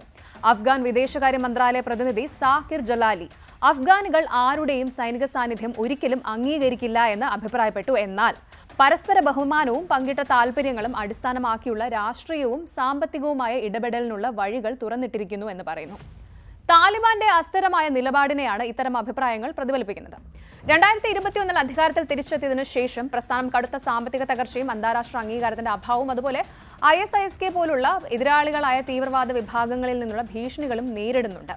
US പ്രതിനിധികളുമായി ബന്ദികളുടെ മോചനം, തടവുകാരുടെ കൈമാറ്റം തുടങ്ങിയ ചില തന്ത്രപരമായ ഇടപെടലുകൾ നടത്തിയിട്ടും വിദേശ സൈനിക സാന്നിധ്യത്തിന് പ്രദേശം വിട്ടുകൊടുത്തുകൊണ്ട് തങ്ങളുടെ ദേശീയതയെ അപകടപ്പെടുത്താൻ താലിബാൻ തയ്യാറല്ലെന്ന് ചുരുക്കം.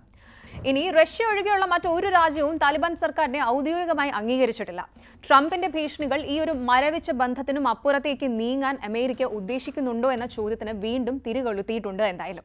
എന്നാൽ പിൻവാങ്ങലിനെ നിർണായക വിജയമായി ആഘോഷിച്ച താലിബാനെ സംബന്ധിച്ചിടത്തോളം ബഗ്രാമിലേക്ക് മടങ്ങാൻ അനുവദിക്കുന്നത് അവരെ ദുർബലപ്പെടുത്തും. ഇനി ബഗ്രാം തിരിച്ചുപിടിക്കുന്നത് യുഎസിന് എളുപ്പമുള്ള കാര്യമല്ലെന്ന് സൈനിക വിദഗ്ധർ മുന്നറിയിപ്പ് നൽകുന്നുണ്ട്. ഈ കേന്ദ്രം വീണ്ടും കൈവശപ്പെടുത്തുന്നത് അഫ്ഗാനിസ്ഥാനെ വീണ്ടും ആക്രമിക്കുന്നതിന് തുല്യമാണെന്നും കുറഞ്ഞത് 10,000 സൈനികരും നൂതന വ്യോമ പ്രതിരോധ സംവിധാനങ്ങളും ഉപയോഗിച്ച് ഈ സ്ഥലം സുരക്ഷിതമാക്കേണ്ടതുണ്ടെന്നും അമേരിക്കൻ ഉദ്യോഗസ്ഥർ സ്വകാര്യമായി അഭിപ്രായപ്പെട്ടതായി റിപ്പോർട്ടുണ്ട്. ഇനി താലിബാൻ ഒരു ചർച്ചയിലൂടെയോ മറ്റോ യുഎസിന്റെ തിരിച്ചുവരവ് അനുവദിച്ചാൽ ബഗ്രാമിനെ നിയന്ത്രിക്കുന്നത് എളുപ്പമായേക്കാം. ഇസ്ലാമിക് സ്റ്റേറ്റിൽ നിന്ന് രാജ്യത്ത് ഇപ്പോഴും സജീവമായിരിക്കുന്ന അൽ ഖ്വയ്ദ തീവ്രവാദികളിൽ നിന്നുമുള്ള ആക്രമണങ്ങളെ ഈ ഒരു താവളം നേരിടേണ്ടി വരും. അതേസമയം ഇറാനിയൻ മിസൈൽ ആക്രമണങ്ങൾ പോലുള്ള പ്രാദേശിക ഭീഷണികൾക്കും വിധേയമാകാം. ഈ വർഷം ജൂണിൽ ഖത്തറിലെ ഒരു പ്രധാന യുഎസ് കേന്ദ്രത്തിൽ നടത്തിയ ആക്രമണത്തിൽ കാണുന്നത് പോലെ മേഖലയിലെ യുഎസ് താവളങ്ങളെ ലക്ഷ്യമിടാനുള്ള കഴിവ് ഇറാൻ തെളിയിച്ചിട്ടുണ്ട്. വിവാദപരമായ ഒരു പിൻവലിക്കലിനു ശേഷം അഫ്ഗാനിസ്ഥാനിലേക്ക് മടങ്ങുന്നതിന്റെ രാഷ്ട്രീയ കാഴ്ചപ്പാടുകളുമായി ചേർന്ന് ലോജിസ്റ്റിക്സ് സുരക്ഷാ വെല്ലുവിളികൾ ട്രംപിന്റെ നിർദ്ദേശങ്ങളെ വളരെയധികം വിവാദപരമാക്കുന്നുമുണ്ട്. ഇനി കാര്യം ഇതാണ്, ബഗ്രാമിൽ യുഎസ് സാന്നിധ്യം പുനഃസ്ഥാപിക്കുന്നത് അമേരിക്കൻ സൈന്യത്തെ ചൈനയുടെ പടിഞ്ഞാറൻ പടിവാതിക്കൽ സിൻജിയാങ് പോലുള്ള സെൻസിറ്റീവ് പ്രദേശങ്ങൾക്ക് സമീപവും അതുപോലെ ചൈനയുടെ ബെൽറ്റ് ആൻഡ് റോഡ് ഇനിഷ്യേറ്റീവ് കേന്ദ്രമായ തന്ത്രപ്രധാന ഇടനാഴികൾക്ക് സമീപവും സ്ഥാപിക്കും. ഇത്തരത്തിലുള്ള ഒരു സ്ഥാനം വാഷിംഗ്ടണിന് ഭാവിയിൽ തായ്വാനിലോ ദക്ഷിണ ചൈന കടലിലോ ഭാവിയിൽ ഉണ്ടാകാവുന്ന ഏറ്റുമുട്ടലുകളിൽ സ്വാധീനം ചെലുത്താൻ സഹായകമാകും എന്ന വശം കൂടിയുണ്ട്. ഇനിയുള്ള സംശയം ഇതാണ്, ശരിക്കും ട്രംപിന്റെ മുന്നറിയിപ്പോ അല്ലെങ്കിൽ ഭീഷണിയോ കബളിപ്പിക്കലോ അല്ലെങ്കിൽ വിലപേശലോ അതോ തന്ത്രമോ ആണോ എന്നുള്ളതാണ്. ട്രംപ് യഥാർത്ഥത്തിൽ ബഗ്രാമിനെ തിരിച്ചു പിടിക്കാൻ ഉദ്ദേശിക്കുന്നുണ്ടോ അതോ ഭീഷണിയെ ഒരു ലീവറേജായി ഉപയോഗിക്കുകയാണോ എന്ന് ഇപ്പോഴും വ്യക്തമല്ല. ചർച്ചകളെക്കുറിച്ചുള്ള ട്രംപിന്റെ അവ്യക്തമായ പരാമർശങ്ങൾ സൂചിപ്പിക്കുന്നത് എതിരാളികളെ തിരിച്ചടി അല്ലെങ്കിൽ പ്രതികരണത്തെക്കുറിച്ച് ഒന്ന് ഊഹിക്കാൻ പ്രേരിപ്പിക്കുക എന്നാണ്. താലിബാനെ സംബന്ധിച്ചിടത്തോളം വളരെ വേഗത്തിലുള്ള പ്രതികരണവുമായിരുന്നു വന്നത്. അഫ്ഗാനിസ്ഥാന്റെ പരമാധികാരത്തിന്റെ ഏതെങ്കിലും ലംഘനത്തിനെതിരെയുള്ള ശക്തമായ മുന്നറിയിപ്പുകൾ.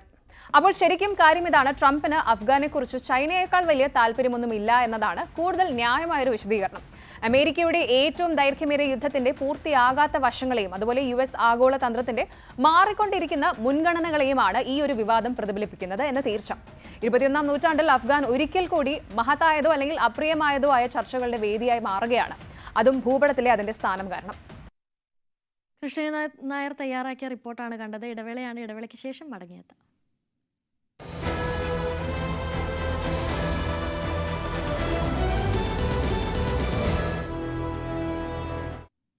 തൊടുപുഴയിൽ വ്യവസായിയായ ബിജു ജോസഫ് കൊലക്കേസിൽ അന്വേഷണ സംഘം കുറ്റപത്രം സമർപ്പിച്ചു. സംഭവം നടന്ന 81 ദിവസം കൊണ്ടാണ് കുറ്റപത്രം തയ്യാറാക്കിയത്. ബിസിനസ് പങ്കാളിയായ ജോമോനുമായുള്ള സാമ്പത്തിക തർക്കത്തെ തുടർന്നുള്ള പകയാണ് കൊലപാതകത്തിന് കാരണമെന്നാണ് കുറ്റപത്രത്തിൽ പറയുന്നത്. തട്ടിക്കൊണ്ടുപോയ ശേഷം ക്രൂരമായി മർദ്ദിച്ച ശേഷമായിരുന്നു കൊലപാതകം. ഗോഡൌണിലെ മാലിന്യക്കുഴിയിലായിരുന്നു മൃതദേഹം ഒളിപ്പിച്ചിരുന്നത്. കോൺഗ്രസ് നേതാവും മുൻ KPCC സെക്രട്ടറിയുമായ പനയാരംപിള്ളിൽ PJ പൗലോസ് അന്തരിച്ചു. 79 വയസ്സായിരുന്നു. പാലക്കാട് ജില്ലാ പഞ്ചായത്ത് പ്രതിപക്ഷ നേതാവ്, പാലക്കാട് ജില്ലാ സഹകരണ ബാങ്ക് ഡയറക്ടർ, കോൺഗ്രസ് കോട്ടോപ്പാടം മണ്ഡലം president, youth Congress Mannarkkad block president, Palakkad ജില്ലാ youth Congress president, DCC secretary, DCC vice president, നിലവിൽ KPCC മെമ്പർ എന്നീ സ്ഥാനങ്ങൾ വഹിച്ചിട്ടുണ്ട്. മൃതദേഹം വട്ടമ്പലം മദർ കെയർ ആശുപത്രിയിൽ സൂക്ഷിച്ചിരിക്കുകയാണ്. മാലിന്യ നിർമ്മാർജ്ജനം കാര്യക്ഷമമായി നടപ്പിലാക്കാൻ പഞ്ചായത്ത് ആവിഷ്കരിക്കുന്ന പദ്ധതികളിൽ പങ്കാളികളാകാതെ മൂന്നാർ കോളനി നിവാസികൾ. മാലിന്യം ശേഖരിക്കുന്നതിനായി ശുചീകരണ തൊഴിലാളികൾ വീടുകളിൽ എത്തുന്നുണ്ടെങ്കിലും പലരും വഴിയോരങ്ങളിൽ മാലിന്യങ്ങൾ തള്ളുകയാണ്. സംഭവത്തിൽ ശക്തമായ നടപടി സ്വീകരിക്കാൻ ഒരുങ്ങുകയാണ് മൂന്നാർ പഞ്ചായത്ത്. മാലിന്യമുക്ത മൂന്നാറാക്കാൻ പഞ്ചായത്ത് നിരവധി പദ്ധതികളാണ് ആവിഷ്കരിച്ച് നടപ്പിലാക്കുന്നത്. ഇതിനായി വീടുകളിൽ നിന്ന് പുറന്തള്ളുന്ന പ്ലാസ്റ്റിക് മാലിന്യങ്ങൾ ഉൾപ്പെടെ ശേഖരിക്കാൻ പഞ്ചായത്ത് ശുചീകരണ തൊഴിലാളികളെ നിയോഗിച്ചു. എന്നാൽ ഇത്തരം തൊഴിലാളികളുടെ പക്കൽ നൽകാതെ പൊതുസ്ഥലങ്ങളിൽ പലരും മാലിന്യങ്ങൾ നിക്ഷേപിക്കുകയാണ്. ഇത് സാംക്രമിക രോഗങ്ങൾ പടരുന്നതിനുൾപ്പെടെ കാരണമാകുന്നു. காலனியில் 9வது வார்டில் எல்லா வீட்டுகள்லையும் வீட்டுக்கு வேஸ்ட் எடுத்துகிட்டு போகிறாங்க. அதில் சிலவங்க நைட் நேரத்தில் ஃபுல்லாக அப்படி வலிச்சு எரிஞ்சு போகுது. அது நமக்கு பொதுமக்களுக்கு எல்லாத்துக்குமே ஒரு கஷ்டமானது. அதை வந்து நம்ம கண்டிப்பாக எவ்வளவு நம்ம பார்த்து வீட்டுக்கு வந்து எல்லா வீட்டுகளுக்கும் எல்லா ஆளுகளுக்கும் வீட்டுக்கு வந்து எடுக்கிறாங்க. இது எல்லாமே வலிச்சு நெய்யுறாங்க. அதுக்கு நல்ல ஒரு ആക്ഷൻ എടുക്കണം. ஏன்னா പൊതുമക്കൾക്ക് അത് ரொம்ப பாதிப்பு. സംഭവത്തിൽ മൂന്നാർ പഞ്ചായത്ത് നടപടി സ്വീകരിക്കാൻ ഒരുങ്ങുകയാണ്. മൂന്നാറിലെ കോളനികൾ കേന്ദ്രീകരിച്ച് ക്യാമറകൾ സ്ഥാപിച്ച് ഇത്തരക്കാരെ കണ്ടെത്തുകയാണ് ലക്ഷ്യം. ന്യൂസ് 18 ഇടുക്കി. പാലക്കാട് പട്ടാമ്പിയിലെ ആദ്യ വാതക ശ്മശാനം തിരുമിറ്റക്കോട് പ്രവർത്തനം തുടങ്ങി. പദ്ധതിക്ക് തുടക്കമിട്ട അന്തരിച്ച മുൻ ഗ്രാമപഞ്ചായത്ത് പ്രസിഡന്റ് ടി.എ. പ്രസാദിന്റെ സ്മരണാർത്ഥം പ്രസാദം എന്ന പേരിലാണ് ശ്മശാനം യാഥാർത്ഥ്യമാക്കിയത്. 1,05,00,000 രൂപയാണ് പദ്ധതിക്കായി ചെലവഴിച്ചത്. പട്ടാമ്പി താലൂക്കിലെ ആദ്യ വാതക ശ്മശാനമാണ് തിരുമിറ്റിക്കോട് പഞ്ചായത്തിലെ കിഴക്കേ ചാത്തന്നൂരിൽ നിർമ്മാണം പൂർത്തിയാക്കിയത്. പാലക്കാട് ജില്ലാ പഞ്ചായത്ത് ഫണ്ടിൽ നിന്ന് 50 ലക്ഷം രൂപയും തൃത്താല ബ്ലോക്ക് പഞ്ചായത്ത് 20 ലക്ഷവും തിരുമിറ്റിക്കോട് ഗ്രാമപഞ്ചായത്ത് 35 ലക്ഷം രൂപയും വകയിരുത്തിയാണ് സ്റ്റേഡിയം നിർമ്മിച്ചത്. 2015 പ്രവൃത്തി തുടങ്ങിയത്. അന്നത്തെ ഗ്രാമപഞ്ചായത്ത് പ്രസിഡന്റായിരുന്ന അന്തരിച്ച ടി.എ. പ്രസാദിന്റെ സ്മരണാർത്ഥം പ്രസാദം എന്ന പേരിലാണ് ശ്മശാനം നിർമ്മിച്ചത്. മന്ത്രി എം.പി. രാജേഷ് ഉദ്ഘാടനം നിർവഹിച്ചു.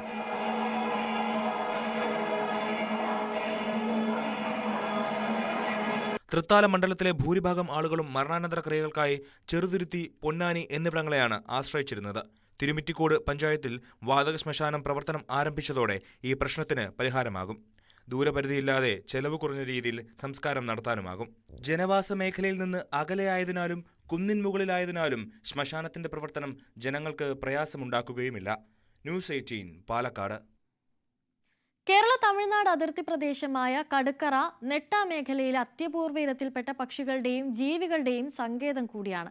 വൈൽഡ് ലൈഫ് ഫോട്ടോഗ്രാഫറായ സുമേഷ് വെള്ളറടയും ജന്തുശാസ്ത്ര വിദഗ്ധനായ കുടപ്പനമൂട് രാജേഷും നടത്തിയ പഠനത്തിൽ അപൂർവ ഇനത്തിൽപ്പെട്ട നിരവധി പക്ഷികളെയാണ് കണ്ടെത്തിയത്.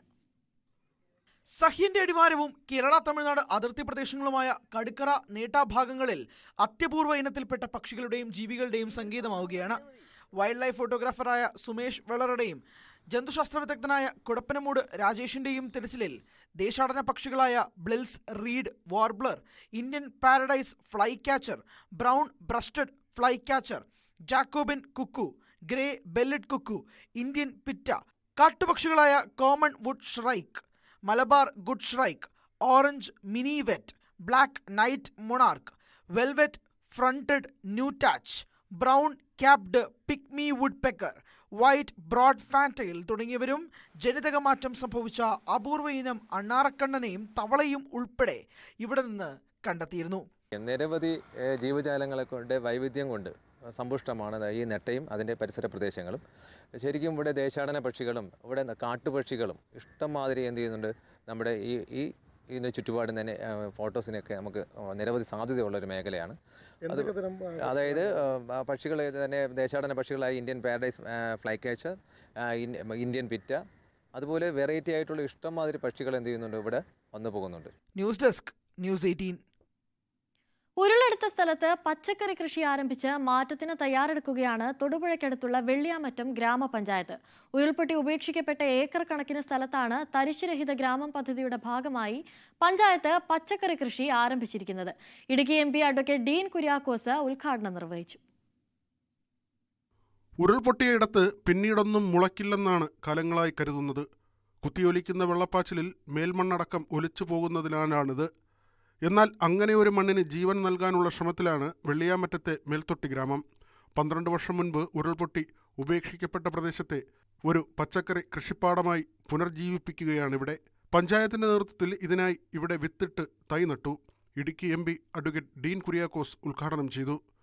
ഒരു നൂതനമായ ഒരാശയമാണ്. കാരണം ഒരു ഗ്രാമപഞ്ചായത്ത് സത്യത്തിൽ ജനാധിപത്യം വിജയിക്കുന്നത് ഇപ്പോഴാണ്. ജനങ്ങളും ജനപ്രതിനിധികളും ഉദ്യോഗസ്ഥരും ഒരുമിച്ചു നിന്നാൽ എങ്ങനെ ഒരു നാടിന് മാറ്റമുണ്ടാകും എന്നുള്ളതിൻ്റെ ദൃഷ്ടാന്തമാണ് ഈ പദ്ധതി എന്ന് ആമുഖമായി സൂചിപ്പിക്കാൻ ഞാൻ ആഗ്രഹിക്കുകയാണ്. ഇവിടെ എവിടെയെങ്കിലും ചെറിയ കുറവ് സംഭവിച്ചാൽ ഇതെല്ലാം പാളിപ്പോകും. ഇപ്പം ജനങ്ങൾ മനസ്സ് വിചാരിക്കണം, ജനപ്രതിനിധികൾ അതിന് നേതൃത്വം കൊടുക്കണം, ഉദ്യോഗസ്ഥർ അതിൻ്റെ ഇംപ്ലിമെന്റേഷൻ പാർട്ടിൽ വളരെ കൃത്യമായി ഇടപെടണം. ആ ഒരു യോജിപ്പാണ് ജനാധിപത്യ സംവിധാനം കൊണ്ട് ഉറപ്പുവരുത്തിയിട്ടുള്ളത് ഭരണഘടനാപരമായി. 2013 ഓഗസ്റ്റിലാണ് പഞ്ചായത്തിലെ 6ാം വാർഡായ മേത്തൊട്ടിയിൽ ഉരുൾപൊട്ടിയത്. ഇതോടെ കാർഷിക ഗ്രാമത്തിലെ 2.5 ഏക്കർ കൃഷിയും മണ്ണുമൂടി. പഞ്ചായത്തിനെ തരിശുരഹിതമാക്കാനുള്ള പദ്ധതിക്കായി ആലോചിക്കുമ്പോഴാണ് പഞ്ചായത്ത് പ്രസിഡന്റും വാർഡ് മെമ്പറുമായ മോഹൻദാസ് പുതുശ്ശേരിയുടെ മനസ്സിൽ ഈ ആശയം മുളപൊട്ടിയത്. ഇതിനായി നല്ലൊരു തുക ചെലവഴിച്ച് ഉരുൾപൊട്ടിയ ഭാഗം മണ്ണിട്ട് കൃഷിയോഗ്യമാക്കി. കേന്ദ്ര കിഴങ്ങുവിള ഗവേഷണ കേന്ദ്രത്തിൽ നിന്ന് ലഭ്യമായ കപ്പ, കൂർക്ക, മധുരക്കിഴങ്ങ് എന്നിവയുടെ ഏറ്റവും പുതിയ ഇനങ്ങളും കേരള കാർഷിക സർവകലാശാലയിൽ നിന്നുള്ള അത്യുൽപാദന ശേഷിയുള്ള പച്ചക്കറി വിത്തുകളുമാണ് തരിശുരഹിത ഗ്രാമം പദ്ധതിയുടെ ഭാഗമായി ഇവിടെ കൃഷി ചെയ്യുക. ഇതോടൊപ്പം പഞ്ചായത്തിലെ വിവിധയിടങ്ങളിലുള്ള 16 ഏക്കർ സ്ഥലത്തും പഞ്ചായത്തിന്റെ നേതൃത്വത്തിൽ പച്ചക്കറി കൃഷി തുടങ്ങിയിട്ടുണ്ട്. ന്യൂസ് 18 ഇടുക്കി. ഇനി രാവിലെയുടെ സ്പെഷ്യൽ സെഗ്മെന്റിലേക്കാണ്. സ്പെഷ്യൽ ഡേയിലേക്ക്. മാറനല്ലൂർ സ്വദേശി ദിയ VR-ന്റെ പിറന്നാളാണിന്ന്. അച്ഛൻ വിപിൻ കുമാറും അമ്മ രമ്യയുമാണ് ആശംസകൾ അറിയിച്ചിരിക്കുന്നത്. ദിയയ്ക്ക് ന്യൂസ് 18ന്റെ പേരിലും പിറന്നാൾ ആശംസകൾ നേരുകയാണ്.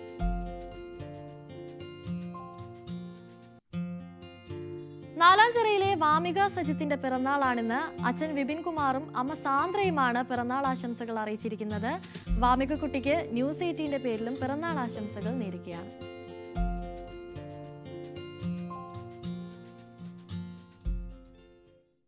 അങ്ങനെ ഇന്നത്തെ രാവിലെയുടെ സമയം ഇവിടെ പൂർണ്ണമാവുകയാണ്. വാർത്തകളും വിശേഷങ്ങളും ഒക്കെയായി നാളെ വീണ്ടും കാണാം. ഇടവേളയ്ക്ക് ശേഷം പോലീസ് പട്രോൾ കാണാം. നമസ്കാരം.